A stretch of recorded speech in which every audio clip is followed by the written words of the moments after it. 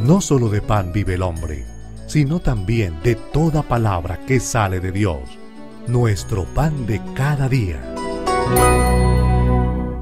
El Señor viene a nosotros por medio de su palabra.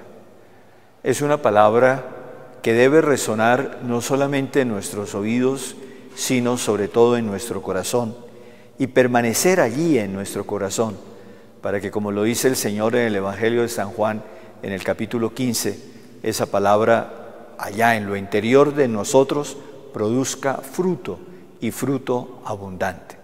Escuchemos hoy con atención la palabra que la Iglesia nos propone. Del Santo Evangelio según San Lucas. En aquel tiempo comenzó Jesús a decir en la sinagoga: y hoy se cumple esta escritura que acabáis de oír. Y todos le expresaban su aprobación y se admiraban de las palabras de gracia que salían de sus labios.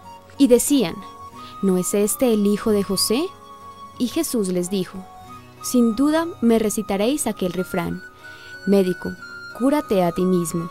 Haz también aquí en tu tierra lo que hemos oído que has hecho en Cafarnaúm.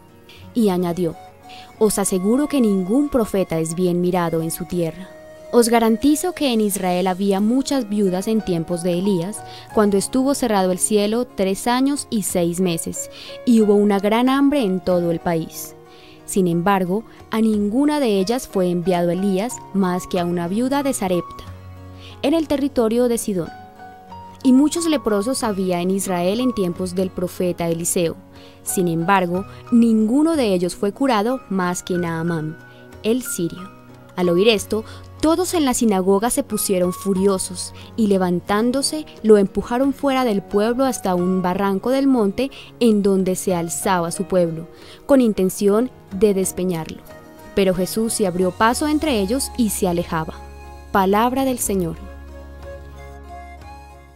El texto que la Iglesia nos propone hoy es la continuación del texto que escuchábamos el domingo pasado. Jesús está en la sinagoga de Nazaret, el pueblo donde se había criado, y allí proclama cómo Él es el Mesías, el Salvador, aquel en el cual se cumple la profecía de que Dios viene a salvar al hombre, de que Dios viene a liberarlo de todo aquello que lo esclaviza y lo aliena. Pero este es un mensaje un poquito duro para los contemporáneos del Señor Jesús y para sus coterráneos. En un primer momento lo escuchan con alegría, pero luego se sienten incómodos. Dice, ¿cuáles son las pretensiones de este Señor? Luego, no ha crecido con nosotros. Y la respuesta del Señor Jesús es muy clara. Él no ha sido enviado solamente a los nazarenos, no ha sido enviado solamente a los judíos, sino que su misión es para todos los seres humanos. Así como ya desde el principio el Señor se había manifestado como el Salvador no solamente del pueblo de Israel, sino también de los pueblos paganos. ¿Qué quiere decir esto para nosotros? Yo hago 2 o 3 consideraciones que considero importantes. En primer lugar, a nosotros nos puede pasar exactamente lo mismo que les pasó a los nazarenos. Hay un primer momento de aceptación de lo que el Señor nos dice, nos llama la atención el mensaje del Evangelio, pero poco a poco como que nos vamos dando una cierta incomodidad, como que vamos sintiendo que hay algo que no funciona muy bien en el mensaje del Evangelio. Empiezan las exigencias del seguimiento del Señor Jesucristo a parecernos absurdas. Incluso empezamos a pensar, pero ¿qué pretensión tiene este Jesús de presentarse como el Hijo de Dios, como aquel que nos da a Dios? No es un maestro más como tantos otros maestros, no es un profeta más como tantos otros profetas, no es una persona más como tantas otras personas. Y nuestra fe empieza a vacilar.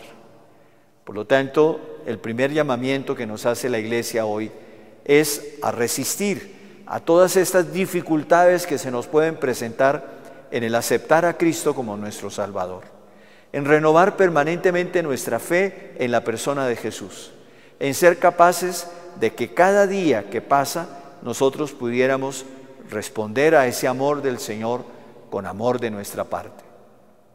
La fe no es evidencia, la fe no es algo que se nos impone por la fuerza. La fe es una respuesta libre, absolutamente libre de parte nuestra. Pero es una respuesta que supone una buena voluntad para que el Señor nos dé la capacidad de creer, porque la fe es también don de Dios para nosotros. Pidámosle hoy al Señor ese don de la fe. Pidamos que siempre la persona de Jesucristo no nos escandalice, sino que por el contrario, cada vez más descubramos en Él al verdadero Salvador, al verdadero Dios que viene a nosotros para salvarnos. Y una segunda consideración es la universalidad de la persona del Señor Jesucristo.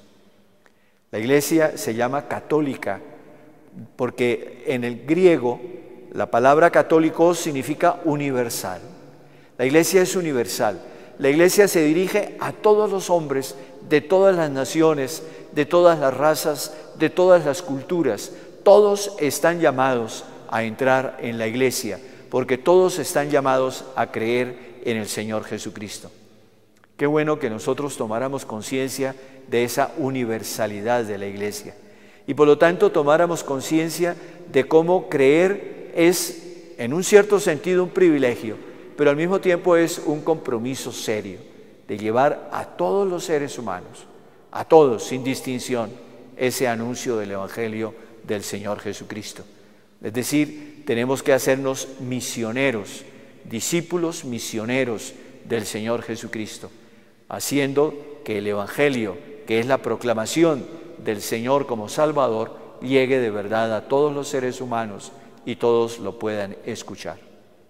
Al renovar nuestra fe en el Señor Jesús y al proclamar cada vez más claramente la persona de Jesucristo a los demás, pidamos al Señor que Él nos ayude, nos fortalezca, nos ilumine para que podamos cumplir esa tarea que Él mismo nos encomienda. La bendición de Dios Todopoderoso, Padre, Hijo y Espíritu Santo, descienda sobre ustedes y permanezca para siempre. Amén.